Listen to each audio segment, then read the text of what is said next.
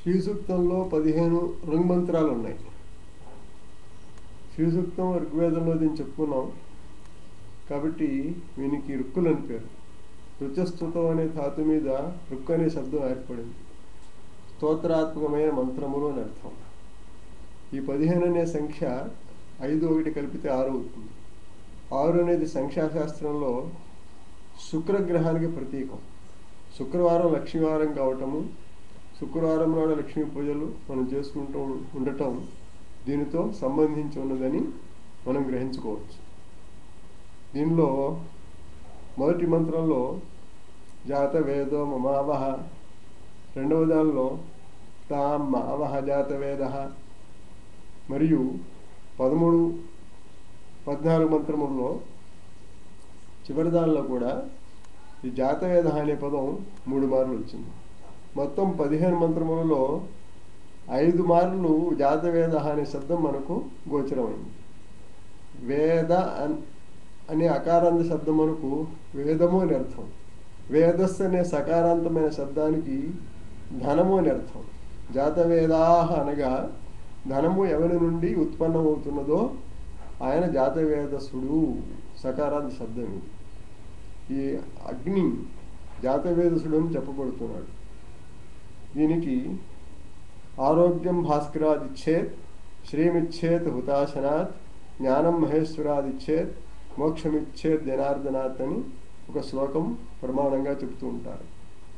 శ్రీమిచ్చేత్ హుతాశనాత్, అగ్ని నుండి మనము సంపదలను కోరుకోవలను అని శాస్త్రం ఉన్నది కాబట్టి అగ్నిని ప్రార్థించుతూ లక్ష్మిని మాకు ఆవాహనం చేసి పెట్టవలసింది అని మనము ఆయనకి వినతి చేస్తున్నాము. ఇది శ్రీ సూక్తంలోని విశేషం. ఇంకా యశుచు ప్రేతో భూత్వా జుహుయాదాజ్యమన్వహం శ్రేయః పంచదశర్చంచ శ్రీకామ సతతం జపేత్ అనేది 15 రుక్కుల తర్వాత వచ్చినటువంటి ఫలశ్రుతి పూరితమైన శ్లోకం ఇది. శ్రీకాముడైన వాడు ఈ 15 రుక్కులతోనూ ఆజ్యం తీసుకుని దాన్ని అభిమంత్రించి అగ్ని యందు ఆహుతులు చేయవలను అని ఈ శ్లోకానికి అర్థం. రోచనార్థ ఫలశ్రుతి అని ఒక శాస్త్రం ఉన్నది. ఫలశ్రుతి ఎందుకోసం అంటే ఆ వస్తువునందు మనకు ఇష్టం ఏర్పడవాలి, ఆసక్తి కలగవాలి. అందుచేత ఫలశ్రుతిలో ఈ శ్లోకము మనకి ఇక్కడ బాగా సమన్వయం అవుతున్నది.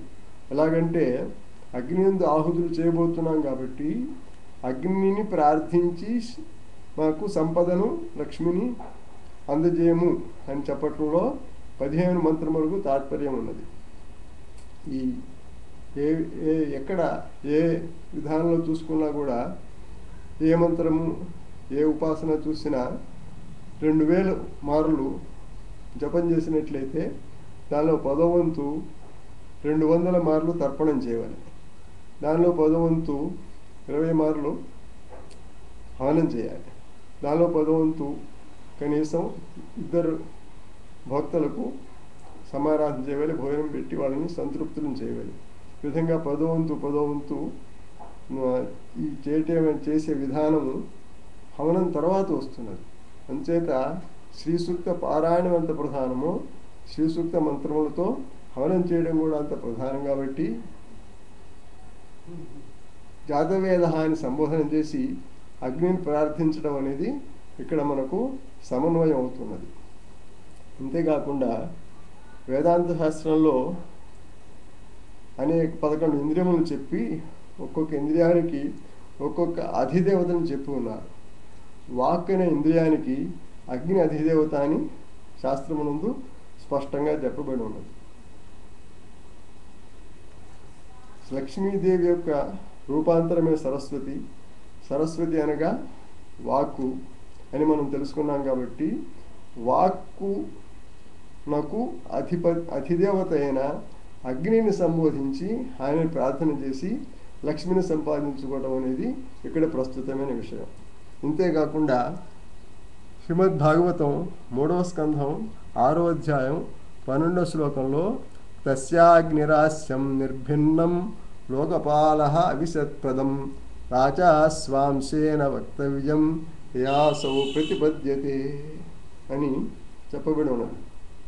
విరాట్ పురుషుని యొక్క ముఖమనగా ఏ ముఖమునందు స్వాహాకారముతో హవనం చేస్తున్నామో, ఏ ముఖము నుండి వాక్కు ఆవిర్భవించినదో ఆ ముఖము అగ్నిదేవత అయి ఉన్నది.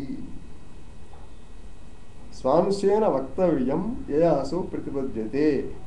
అగ్నిదేవత యొక్క అంశము అయినటువంటి వాక్కు చేత ఈ వ్యక్తి అసౌ ప్రతిపద్యతే, వక్తవ్యం ప్రతిపద్యతే, తాను చెప్పదలుచుకున్న దాన్ని అభివ్యక్తం చేయగలుగుతున్నాడు. ఈ విధంగా భాగవత ప్రమాణం చేత కూడాను అగ్నిదేవుని యొక్క రూపాంతరమే వాక్కు అని, వాక్కు యొక్క రూపాంతరమే లక్ష్మి అని ఈ విధంగా సమన్వయం అవుతున్నది. కాబట్టి అగ్నిదేవుని ప్రార్థన చేసి ఈ శివసూక్తమునందు మనము లక్ష్మీదేవిని కోరుకుంటున్నాం. అగ్నిం దూతం వృణీమహే అనే వేదవాక్యం కూడా అగ్ని దేవదూత అని చెబుతున్నది.